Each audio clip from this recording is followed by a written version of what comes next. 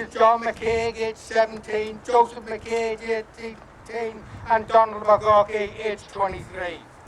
These were the 3 Scottish soldiers of the Royal Highland Fusiliers who were laid to a place near here and so callously and brutally murdered on the 10th of March 1971 by the cowardly enemies of the Republican movement, the enemies of Army Love at Ulster.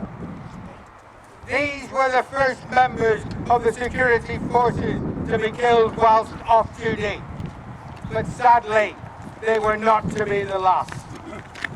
2 of them, John McCaig and his brother Joseph, were among the youngest military casualties of the entire murderous terrorist campaign waged here by rampant republicanism as against the British state and its people here in Ulster. They were shot and murdered as they stood here together on this lonely mountain road. Yes, they were faithful even until death. And although it was widely assumed that they were lured from the centre of Belfast by those evil people who befriended and then ultimately betrayed them, the inquest in 1971 was told that the full and exact details of what happened were not known then, and sadly may never be known completely. Their bodies were found by children playing on this hillside, and they alerted adults to the scene, some of which we are proud to say are amongst us today. You would rightly think that this was not only murder, but one of the vilest crimes ever perpetrated here. But sadly, this was not to be the case, as more and more horrors were inflicted upon us all over the many, many long years of terror and sacrifice that we endured. Terror and sacrifice that we will never forget, nor, importantly, that we will ever allow to be forgotten.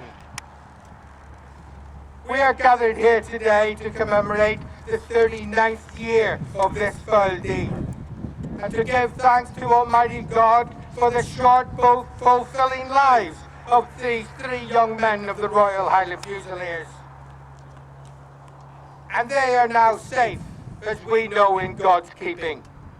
And as we do this today, we do think of their families and their comrades, again, some of which are with us here today.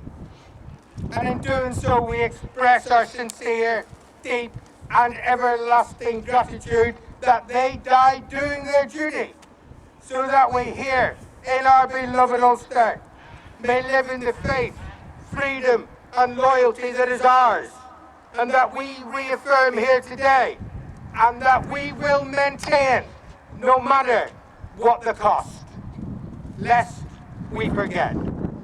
If we may, for one moment, indulge in the first and last verses of the small poem that was written by someone here in Ligoniel.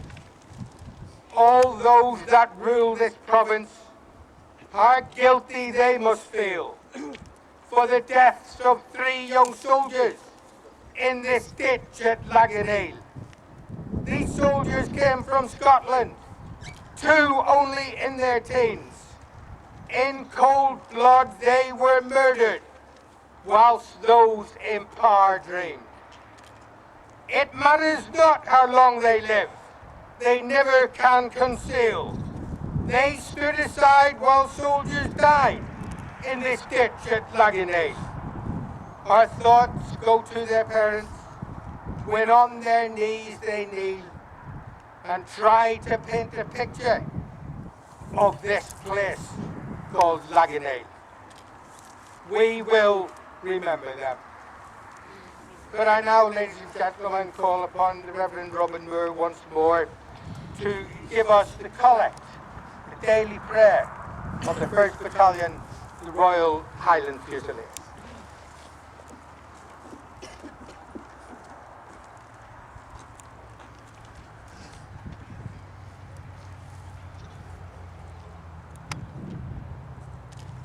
Almighty Almighty God, who did so bless the endeavours of our fathers that they have handed down to us, an example of heroism and sacrifice, grant, we beseech you, to the Royal Highland Fusiliers your continued blessing.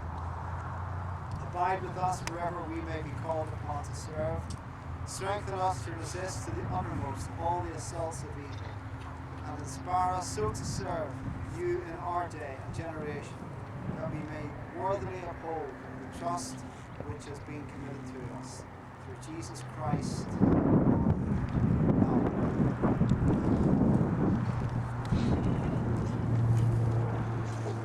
And we come now to that time of solemn remembrance whilst we carry out the act of remembrance, a hymn for the last post, a silence, a hymn for the reveille playing, and the Legion promise.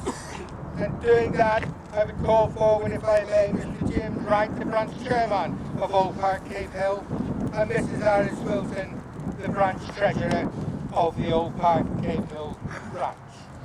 For the